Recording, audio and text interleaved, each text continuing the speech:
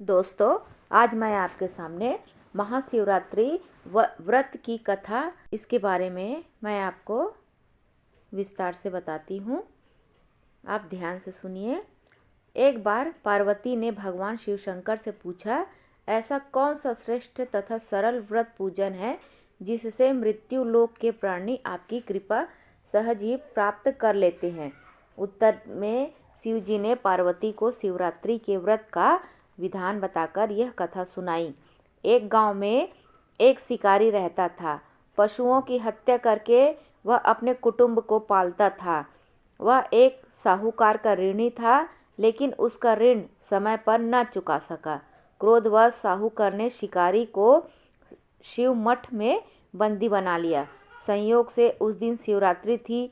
शिकारी ध्यान मग्न होकर शिव संबंधी धार्मिक बातें सुनता रहा।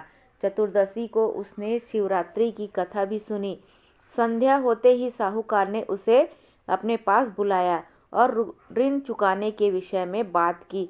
शिकारी अगले दिन सारा ऋण लौटा देने का वचन देकर बंधन से छूट गया। अपनी दिनचर्या की भांति वह जंगल में शिकार के लिए निकला, लेकिन दिन भर बंदी गृह में रहने के कारण भूख प्यास से व्याकुल था। शिकार करने के लिए वह एक तालाब के किनारे बेल वृक्ष पर पड़ाव बनाने लगा। बेल वृक्ष के नीचे शिवलिंग था, जो बिल्व पत्रों से ढका हुआ था। शिकारी को उसका पता न चला। पड़ाव बनाते समय उसमें जो टहनियाँ तोड़ी वे संयोग से शिवलिंग पर गिरी। इस प्रकार दिन भर भूखे प्यासे शिकारी का व्रत भी हो गया और शिवलिंग पर बेलपत्र भी चढ़ गए। एक पहर रात्रि बीत जाने पर एक गर्भिणी मृगी तालाब पर पानी पीने पहुंची। शिकारी ने धनुष पर तीर चढ़ाकर ज्यों ही प्रत्यंचा खींची। मृगी बोली, मैं गर्भिणी हूँ, शीघ्र ही प्रसव करूँगी। तुम एक साथ दो जीवों की हत्या करोगे, जो ठीक नहीं है।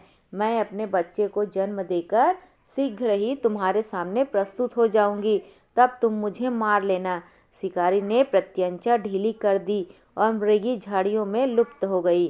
कुछ ही देर बाद एक और मृगी उधर से निकली। शिकारी की प्रसन्नता का ठिकाना न रहा। समीप आने पर उसने धनुष पर बाण चढ़ाया। तब उसे देख मृगी ने विनम्रता पूर्वक निवेदन किया, हे पारधी, मैं थोड़ी देर पहले ही ऋतु से निवृत्त हुई हूँ, कामातुर विरहिणी हूँ। मैं अपने प्रिय की खोज में भटक रही हूँ। मैं अपनी पति से मिलकर शीघ्र ही तुम्हारे पास आ जाऊंगी। शिकारी ने उसे भी जाने दिया। 2 बार शिकार को खोकर उसका माथा ठनका। वह चिंता में पड़ गया। रात्रि का आखिरी पहर बीत रहा था। तभी एक अन्य मृगी अपने बच्चों के साथ उधर से निकली। शिकारी ने यह स्वर्णिम अवसर था। उसने धनुष पर तीर चढ़ाने में देर न लगाई। वह तीर छोड़ने ही वाला था कि मृगी बोली, हे पारधी, मैं इन बच्चों को पिता के हवाले करके लौट आऊंगी। इस समय मुझे मत मार। शिकारी हंसा और बोला, सामने आए शिकार को छोड़ दूं? मैं ऐसा मूर्ख नहीं। इससे पहले मैं 2 बार अपना शिकार खो चुका हूँ। मेरे बच्चे भूख प्यास से तड़प रहे होंगे। उत्तर में मृगी ने फिर कहा, जैसे तुम्हें अपने बच्चों की ममता सता रही है, ठीक वैसे ही मुझे भी, इसलिए सिर्फ बच्चों के नाम पर मैं थोड़ी देर के लिए जीवन दान मांग रही हूँ। हे पारधी, मेरा विश्वास कर, मैं इन्हें इनके पिता के पास छोड़कर तुरंत लौटने की प्रतिज्ञा करती हूँ।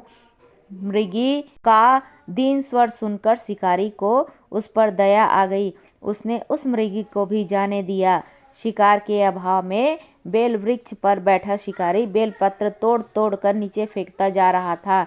पांव फटने को हुई तो एक हिष्ट पुष्ट मृग उसी रास्ते पर आया।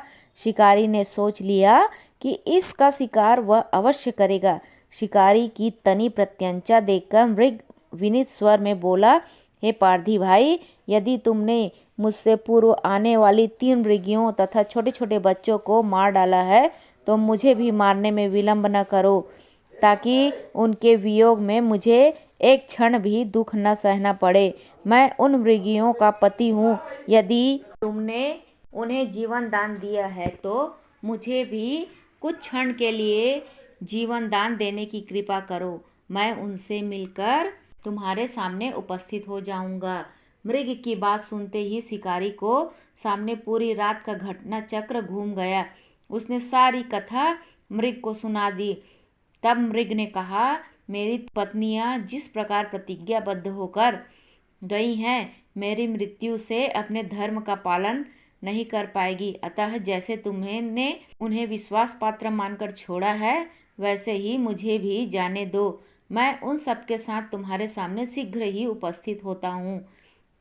उपवास, रात्रि जागरण तथा शिवलिंग पर बेलपत्र चढ़ाने से शिकारी का हिंसक हृदय निर्मल हो गया था। उसमें भगवत शक्ति का वास हो गया।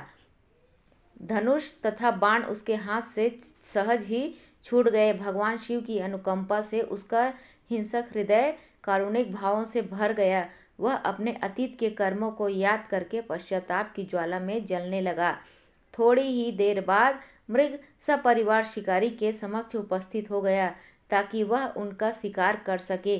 किंतु जंगली पशुओं की ऐसी सत्यता, सात्विकता एवं सामूहिक प्रेम भावना देखकर शिकारी को बड़ी ग्लानि हुई। उसके नेत्रों से आंसुओं की झड़ी लग गई।